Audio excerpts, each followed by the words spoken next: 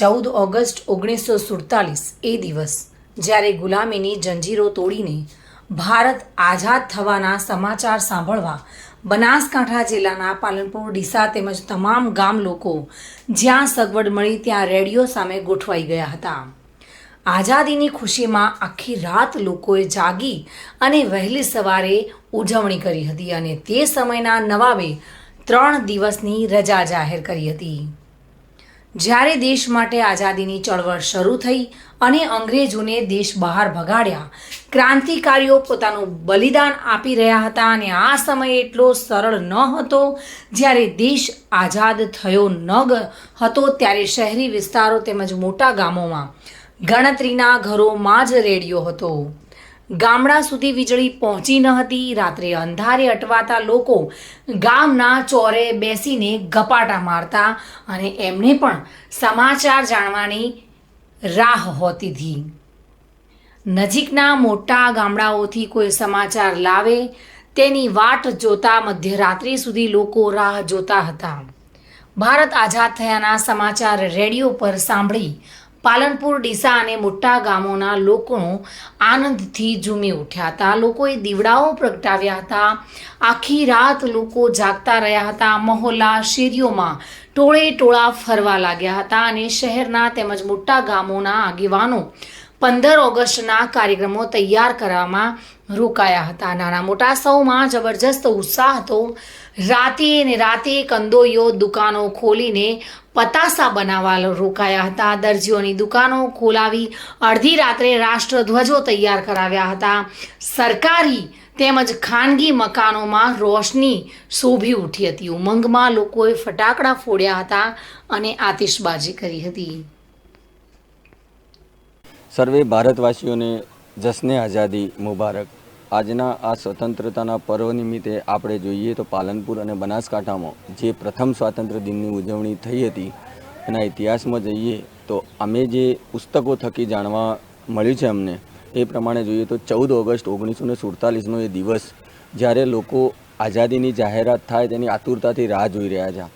એમાં માધ્યમ માત્ર રેડિયો હતું એ વખતે, કારણ કે વીજળીની સુવિધા નથી ત્યાં। એ વખતે રેડિયામાં જાણવા માટે લોકો ઉત્સુક રહેતા। તો પાલનપુરમાં 10 થી 12 હશે રેડિયો અને ડીસામાં પણ એટલા જ। તો આ બે શહેરોમાં લોકો રેડિયો થકી માહિતી મેળવતા, મોટા મોટા ગામડામાં પણ એ રીતે પ્રયત્નશીલ રહેતા।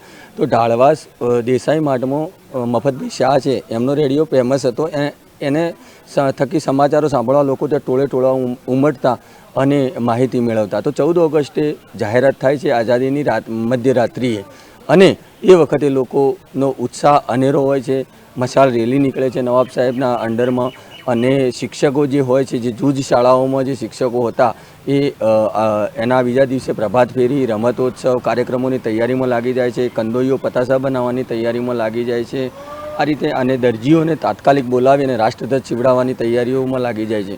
બીજા દિવસે એનું ધ્વજવંદન, જે પહેલું ધ્વજવંદન આપણે કહીએ પાલનપુરમાં, તો મ્યુનિસિપાલિટીમાં મોહમ્મદભાઈ કલદાર જે વખતના પ્રમુખ હતા મ્યુનિસિપાલિટીના, એમના હસ્તે થાય છે અને ડાયાભાઈ મણીલાલ જે મહેતા છે એમને, જે જિલ્લાના આગેવાન હતા, એમને થકી આપણે પાલનપુરનું ધ્વજવંદન થાય છે।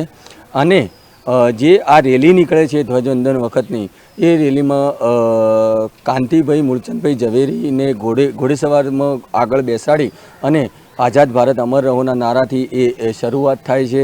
આ રીતે એની ઉજવણી થાય છે અને નવાબ સાહેબ તાલે મોહમ્મદ ખાનજી 3 દિવસની રજા જાહેર કરે છે।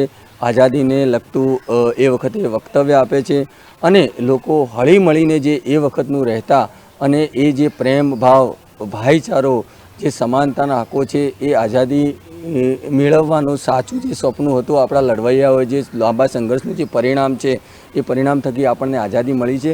એટલે જે એમના જીવન ચરિત્રો છે, જે એમના પુસ્તકો આપણે ઇતિહાસ સ્વરૂપે અવેલેબલ છે, એમને વાંચી અને આજનો યુવા તો ખાસ વાંચે કે આઝાદી કેવી રીતે મળેલી છે, કે એમના ત્યાગ બલિદાનો વિશે વાંચી અને એમના જે સ્વપ્નનું ભારત છે એને સાકાર કરવામાં આપણે સૌ મદદરૂપ રહીએ।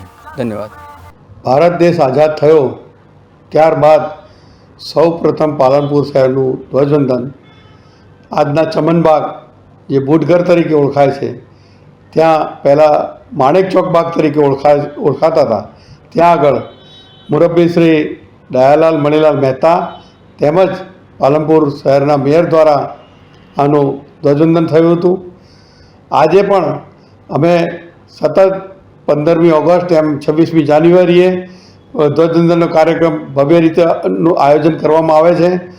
છેલ્લા 20 વર્ષથી લાયન્સ ક્લબ પાલનપુર બગીચો સંભાળી રહ્યો છે. આ બંને રાષ્ટ્રીય પર્વ દરમિયાન સતત ધ્વજવંદન કાર્યક્રમ આયોજન કરવામાં આવે છે અને બધા શહેરીજનો તેનો લાભ લે છે.